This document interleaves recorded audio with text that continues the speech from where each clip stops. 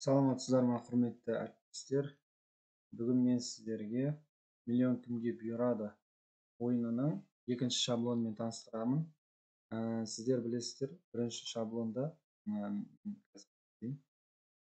бірінші шаблон 42 слайдтан тұратын шаблонды көрсеттім. Бірінші бұл ойынның видеосы мен неде қалдырғанмын, каналымда бар. Сол каналдан көрсеңіздер болады, және де осы шаблонды жүктеп алу үшін комментарий бөлімінде ссылка бар, сол ссылка өтіп жүктеп алсаңыздар болады. Ал енді бүгін мен сіздерге екінші миллион кімге бұйырады ойынның екінші шаблонын көрсетемін. Ал енді бұл шаблондарды мен көрсетудегі мақсатымды айтып өтетін болсам, сіздер осы шаблондарды пайдалана отырып сабақты қызықты өткізуге болады. Мысалы, сіз мұғалімсіз немесе студентсіз. Студент немесе мұғалім болсаңыз, сабақта осы шаблондарды пайдалану арқылы оқушылардың қызығушылығын арттыруға болады. Ол қалай? Мысалы, бір жаңа сабақты түсіндіресіз, немесе өткен сабақты қорытындылау мақсатында тест тапсырмаларды біз пайдаланамыз. Сол тест тапсырмаларын осы шаблондардың көмегімен пайдалансақ, оқушыларға бір жағынан қызықты болады, және қызыққаннан кейін оқушыларға жақсы түсінікті болады. Ал енді осы шаблондарды жүктеп аласыздар. Мен комментарий бөліміне ссылка қалдырамын. Осы шаблонды жүктеп алсаңыздар болады, және сабағыңызда қолдансаңыз болады.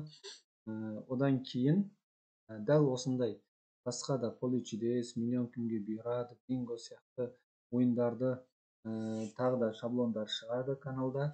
Сол үшін менің YouTube каналыма тіркеліп қоюларыңызды сұраймын. Ал енді мен осы шаблонмен таныстырамын. Миллион кімге бұйырады екінші шаблоны жалпы 17 слайдтан тұрады. 17 слайдтан тұрады. Бұл шаблон өте қарапайым шаблон. Алдыңғы шаблонға қарағанда, алдыңғы шаблон үлкелі болды.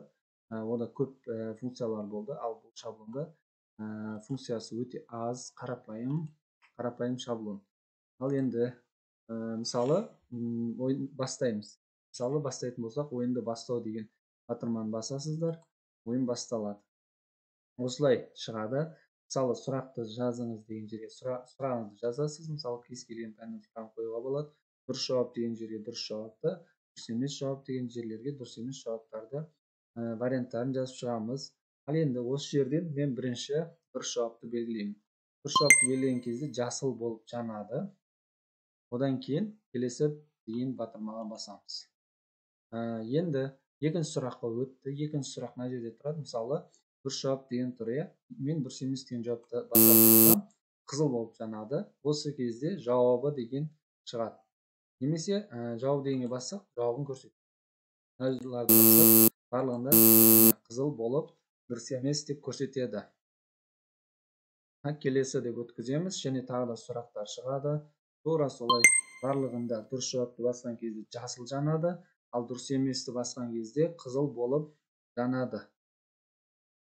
Келесі, мысалы, тағы да дұрыс еместі басқан кезде, одан кейін жауабына бассақ, дұрыс жауапты көрсетеді.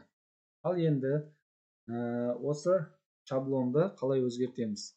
Мына жерге мысалы сұрақты жазамыз. Өзі айтып тұр, сұрақты жазасыздар, дұрыс жауап және қате жауаптарын жазып шығасыздар. Мына жерге дұрыс емес жауаптарын тек қана осы жерін өзгертесіздер. Осымен болды. Немесе дұрыс жауапты сіз мысалы мына жерде емес, басқа жерде қоятын болсаңыз, мынаның орнын мысалы мынамен ауыстыруға болады. Былай жай ғана ауыстыра саласыздар. Осылай ауыстырсаңыздар, мысалы ауыстырдық, бірақ бәрібір істейді ол. Яғни мынау мысалы тура осыны ашамын. Ашқаннан кейін қарасаңыздар, міне дұрыс жауапты мен мына жерден мына жерге ауыстырдым, бірақ ол тура осындай істеп тұрады. Басқан кезде жасыл болып дұрыс жауап жанады. Ал мына жердегі болды. Енді осы шаблонда тағы да қандай функция бар? Мысалы, сұрақтарды қоясыздар, осы жерде барлық сұрақтарды қойып шығасыздар, немесе керек емес болса өшіресіздер. Тағы да сұрақ қосу керек болса, мысалы, мынаны копировать етіп алып, біреуін немесе былай белгілеп копировать етіп алсаңыздар да болады. Астына назарларыңызға рахмет деген жерге дейін соңғы слайдтан кейін мысалы осы жерге былай қоямыз, вставить етіп қоямыз және өзіңізге керекті вариантқа қоясыздар, ауыстырып былай ауыстыра саламыз, ауыстырамыз және сұрақтарын жазамыз. Болды. Егер сұрақтарыңыз көп болса, осылай оператор вставить етіп шаблонды алып пайдалансаңыздар болады, барлығы істейді. Сұрағыңыз аз болатын болса, керек емес, слайдтарды өшіріп те тастауға болады. Мысалы, былай reset етіп өшіріп тастайсыздар, сұрақтарын жазасыздар, сонымен сақтаймыз және сабағыңызда пайдалана аласыздар. Назар салып тыңдағандарыңыз үшін рахмет. Менің каналыма тіркеліңіздер. Осындай күшті шаблондарды пайдаланыңыздар, сабағыңызды қызықты өткізіңіздер. Рахмет.